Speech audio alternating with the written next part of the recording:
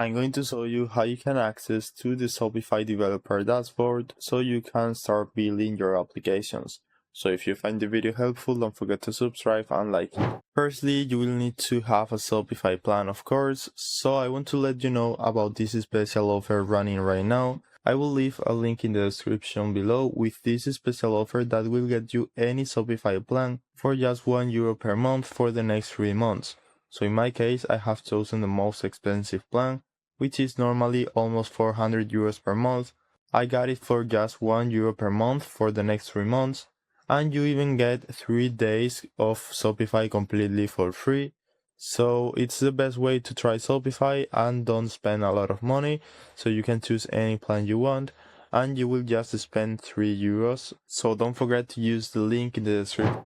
Then after that, just go right here and click on apps. Then go to app and sales channel settings and click on develop apps. Now we are going to build apps in the developer dashboard. And now right here I got a test application, but this is basically the Shopify developer dashboard. So you can click on create app. If you want to start building, you can put in any name.